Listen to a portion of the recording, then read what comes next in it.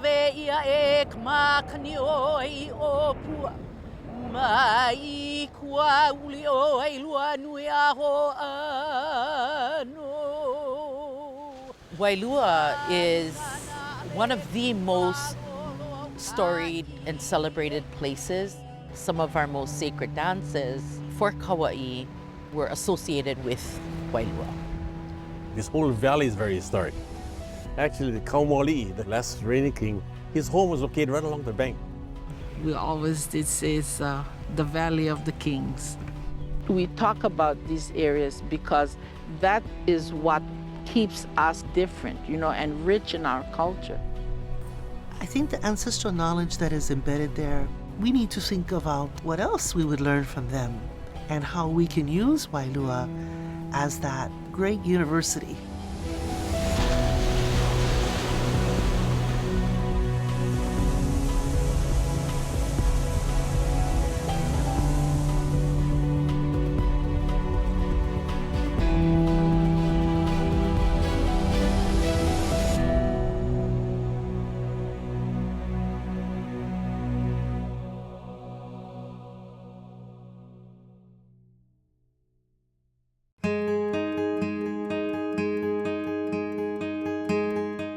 Situated on the island of Kauai, Wailua is one of Hawaii's most storied places.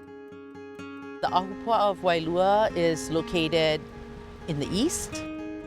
It's directly aligned with all of the cosmic movements that occur every day and has been for millennia.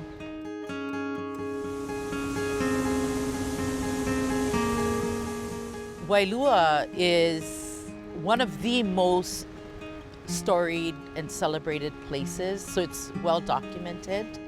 That kind of availability of information is really a clear indication that to our kupuna, it must have been a place extremely important.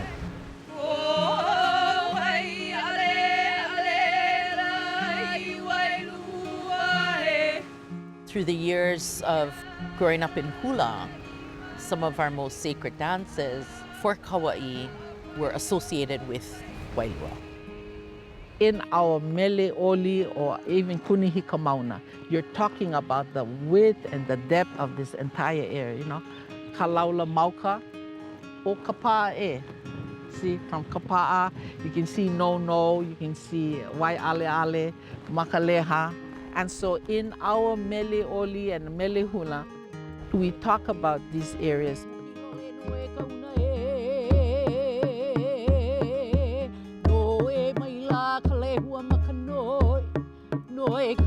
For me, I think that every serious student of hula or advocate or enthusiast of hula should come and see Wailua and see why it's important.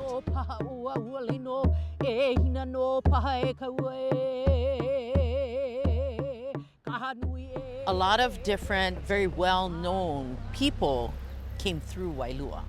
Whether it was Hi'iaka, Pele herself, the chief Kaeokulani when he traveled to Kauai came through Wailua, same with Kavelo, Mo'ikeha included, and many, many others. As the spiritual and political center for Kauai, Wailua was home to generations of ruling chiefs. These ali'i trace their lineage back to some of the most prominent Hawaiian genealogies. Kumuhonua is a genealogy like Kumolipo that starts the beginning of the world kind of thing. When we look at Maveke, he comes through that Kumuhonua lineage. He's an Ahu chief, and his lineages, his children, his grandchildren, are chiefs of Oahu and chiefs of Kauai. In the story of Moikeha, and his grandfather is Maveke, he leaves Oahu with his brother Olopano. They sail south, eventually to Tahiti.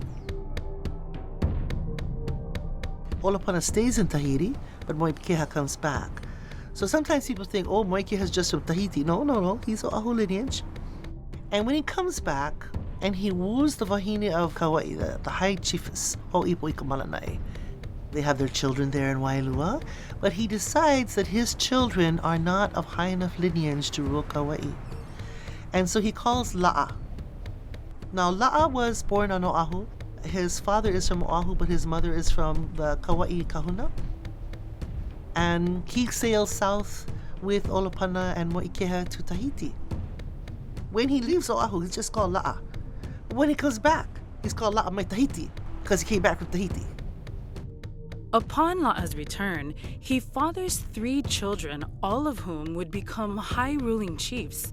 Ahukinia La'a, born in Kualoa, leaves Oahu to rule Kauai. Ahukini's descendants there will become the Mo'i of Kauai. They will rule all the way down from his time to about 1400. Nearly a century and 4 generations later, another of Kauai's most prominent ali'i emerges, Mano Kalanipo. He is cousin of Oahu chief Ma'ili Kukahi, who has developed the Ahupua'a land stewardship system. And Mano Kalanipo is recognized for doing the same on Kauai. So now people don't fight over resources, they don't fight over boundaries. They know exactly where their area is, and they should really take care of it so they can eat from their own ahupua'a. And that brings in the golden age of Mano Kalanipo, where there's so much food being made that people live a really wonderful life. Fast forward a couple of centuries, and the well-known Kawelo line rises to power. A feud develops between 2 of Kawelo Mahamahai'a's grandchildren. And to de-escalate the situation, Kawelolei Makua leaves Kauai. But then he hears that his mother is being mistreated back on Kauai. So he mounts an invasion, and he wins. But he doesn't kill Kawelo Aikanaka. He exiles him to Waimea. So the lesser chiefs went to live in Waimea, the highest chiefs live in Wailua. It's the most sacred land of Kauai. In between the Kawelos and Kamwali'i comes Kuali'i of Oahu. Okay, his grandmother was Kawelo Lauhuki. She's one of the daughters of Kawelo Mahamahia. And when they can't find a Kauai chief high enough to rule Kauai, who's male, they call for Kuali'i to come. As he's getting old and he's going to pass away, he separates out the land. The oldest son is going to get Oahu. The second oldest, Pelehulani, will get Kauai. So it is Pelehulani who is brought there now to take over from his father, Kuali'i, to be Mo'i of Kauai. And he decides that it is his granddaughter, Kamakahele, who will be the first Mo'i Wahine of Kauai, intermarrying with a Maui chief in the childless Kamwali'i. He was quite a brilliant guy, according to all people who met him. He really loved peace. He did not want to have a war with anybody.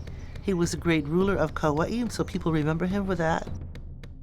He was considered a good chief.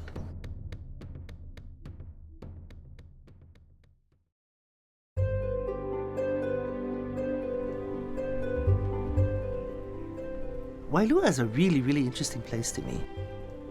It is sacred because the chiefs live there, but also because of the temples that are built there.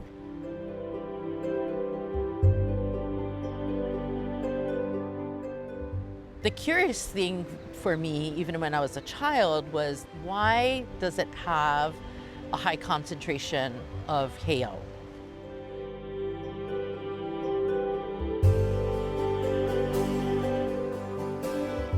Here at Hikinakala and Hauola, these are actually 2 separate sites, but they're adjacent to one another. Hikinakala is directly aligned with the rising of the sun. And so from this site, the kahuna observed the movements and the patterns of the sun. That was its primary role, was to track the movement of the sun and to ceremonially conduct rites and rituals as it related to the sun every day.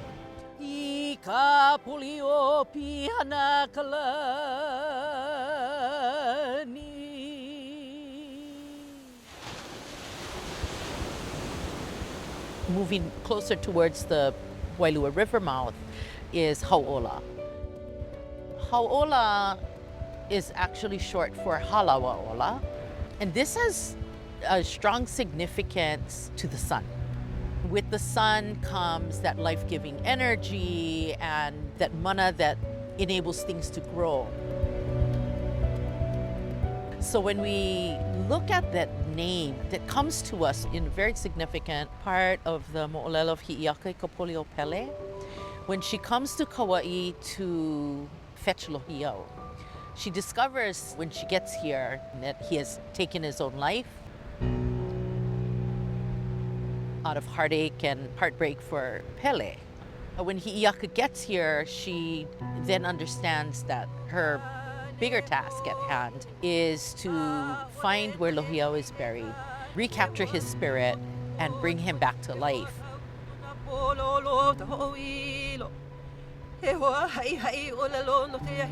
And she brings him back to life through pule and la'au lapa'au and all of these different modalities of healing. After learning about that part of the story, it gave me a better understanding of this halawa'ola and why our kupuna came to places like this for rejuvenation of health and life itself. And so this hau'ola serves that same purpose. And then across of Ka'ohala Bay is Kukui Heau. They all have different functions, specific functions. In older times, Kukui Heau was a po'okanaka heau. And then more recent use and function of kukui was for navigation. And then across the street is another heiau, a very large one in fact, which is more than 2 acres in size. And on Kauai it is more commonly referred to as Malai heiau. And people like to make the comparison of marais and Malai, but its formal name is Malai Ha'akoa. And Malai Ha'akoa was the prophet and seer, or the kaula, that has a very prevalent part in the mo'olelo of Pele and Hi'iaka as well. The kaula and the kahuna who resided and functioned at these heiau, they were in charge of orally documenting the births and deaths of chiefs, the migrations, weather phenomena, catastrophic events, battles and warfare. It was really a place, an archives, where all of this information was orally documented. When Hi'iaka comes here, she needs to seek out Malai Ha'akoa. And I like to look at it in different ways, that she's going to look for the kanaka, the man, the kaula, who is Malai Ha'akoa. But she also goes to his hale, which happens to be the heiau. When she goes to Malai Ha'akoa heiau, she lifts up her voice in chant.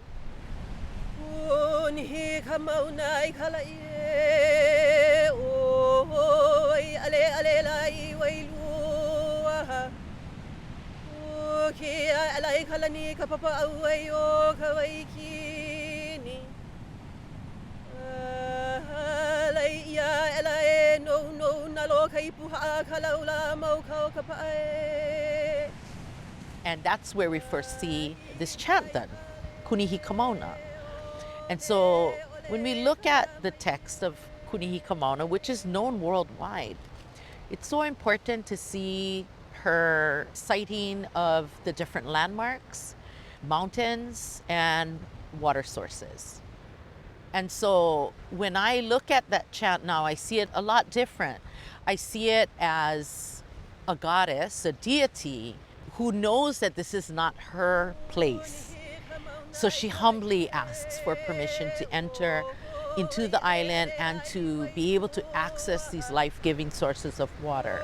She's going to need this to bring Lohiau back to life.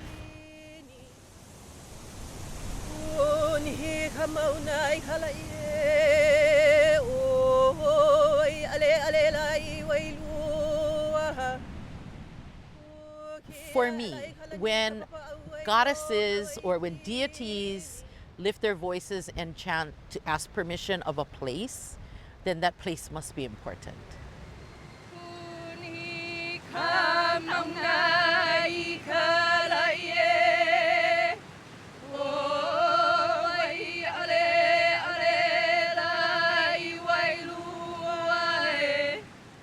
So in time, Halau adopted this chant as a means for the haumana to ask permission to enter. And I do believe that that was Hi'iaka's reason for chanting Kunihi Kamauna, was to ask permission to enter into Kauai for the purpose of bringing Lohiau back to life.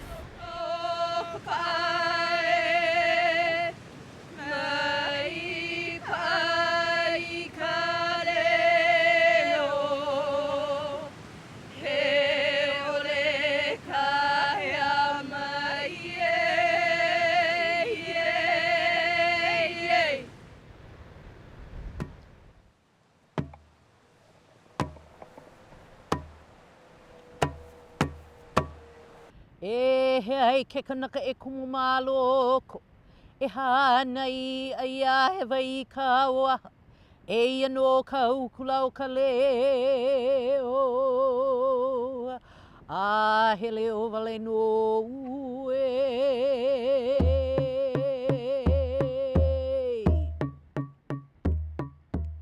And then moving further up, Holoholoku, which is a royal birthing center.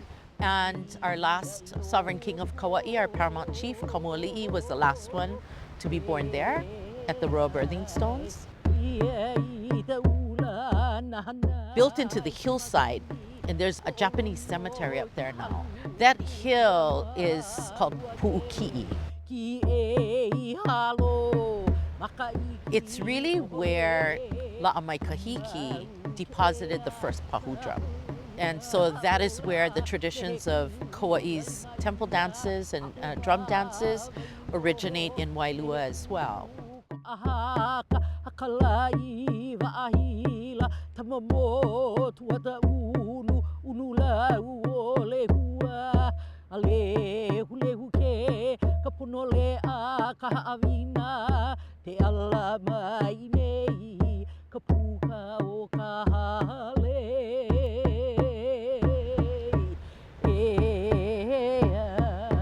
And then moving further up, Mauka is Poli'ahu Heiau, which was a personal heiau for the highest ranking ali'i.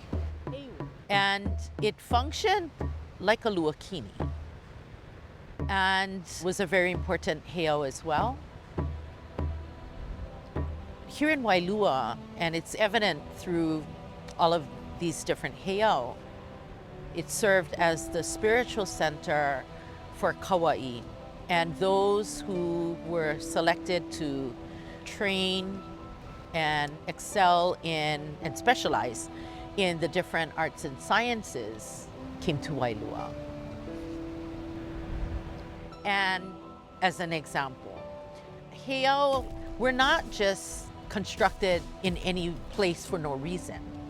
They are all aligned with something greater connecting us to the larger universe.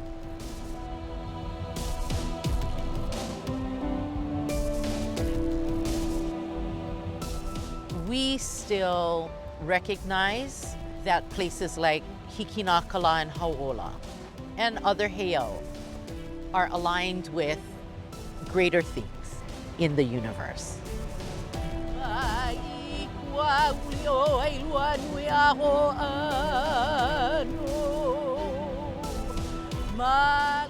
We still engage with the sun in ceremonies. We still chant for the moon. We know names of our stars. We have a brilliant generation of navigators and voyagers that can traverse the world utilizing the ike of our kupuna.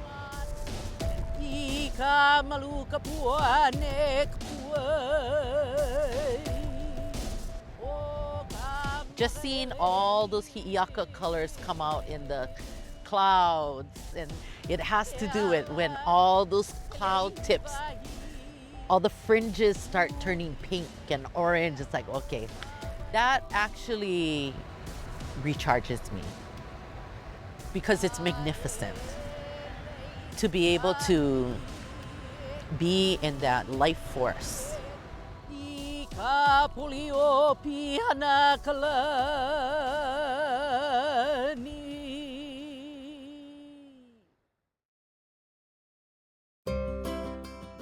This life force, fueled by the life-giving waters of Wailua River, has sustained generations of Wailua's ohana on this Aina Momona, or fertile land.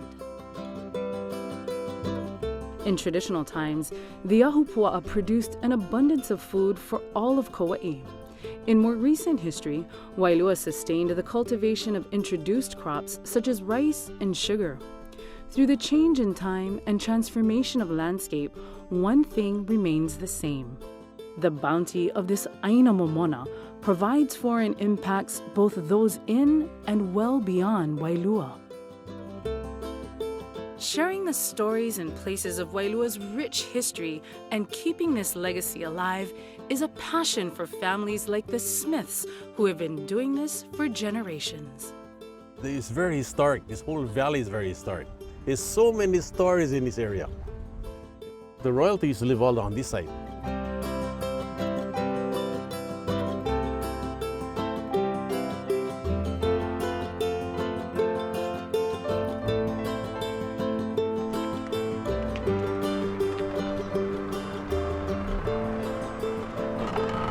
Oh, there's plenty of people here.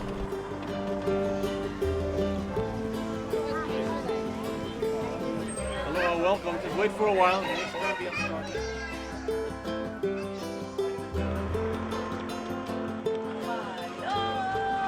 Welcome to Smith's Tropical Paradise, the 30-acre garden with about a mile of pathway.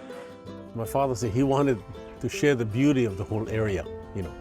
That's why we continue doing this and try to keep the tradition. I am part of the third generation. Got my brother, two other cousins, they'll be back here in the luau house as well. Second generation still working. As my son Kamika always keeps telling them about the aloha spirit.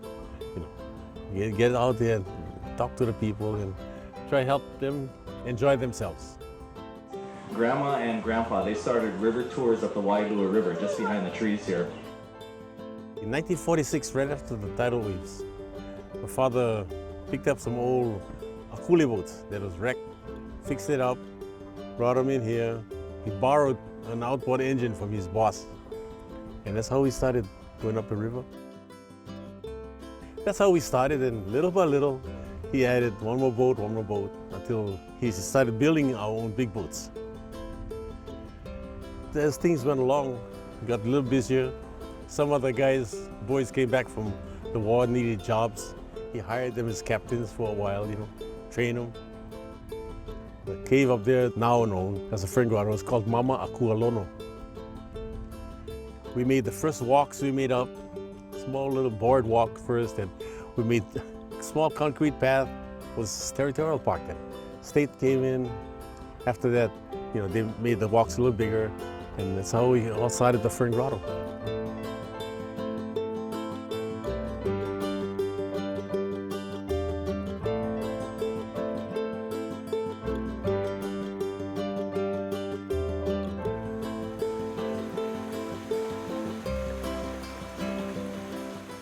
Families continue to live and flourish in Wailua, raising new generations to perpetuate the values that make Hawaii, Hawaii.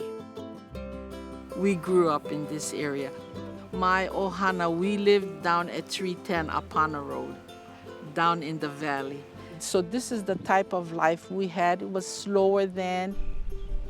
We didn't have much yet. We felt we had everything. Beautiful.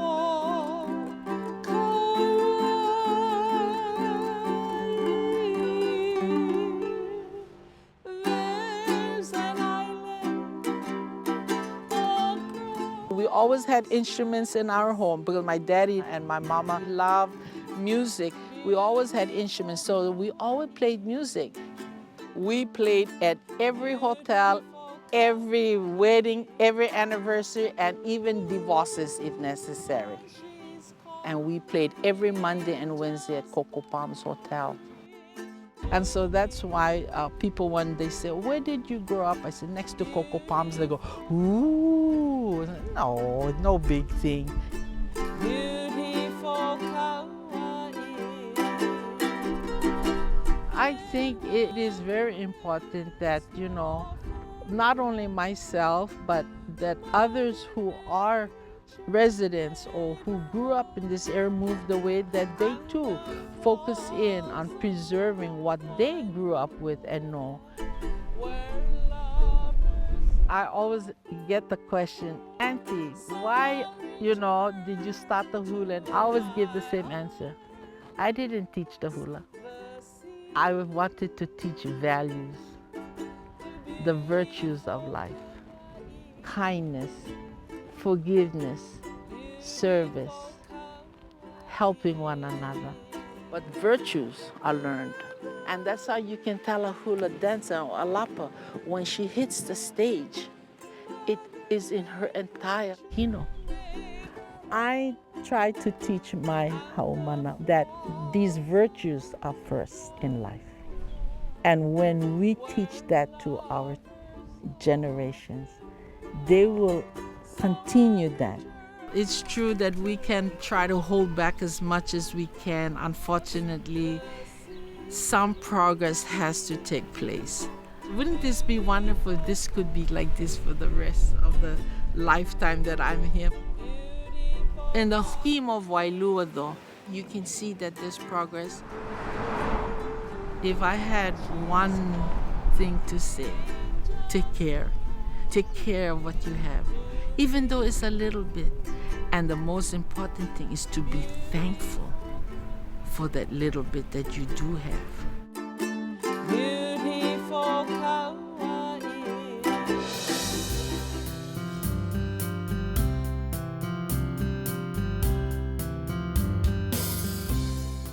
When we think about Wailua and the ancient history of Kauai, and we see all of the chiefs who have chosen to live there, we see those great temples.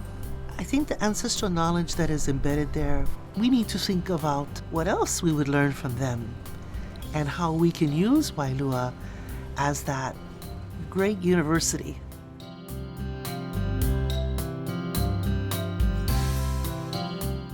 These places, they did command the respect. And when you approach these places, it brings back these memories, these virtues that you will exercise. The virtue of love and devotion, forgiveness, mihi. What I want to do is encourage my peers in the hula community here on Kauai as well as on other islands to engage more in the traditional practices of our kupuna and to not be afraid of the sacred and the profound.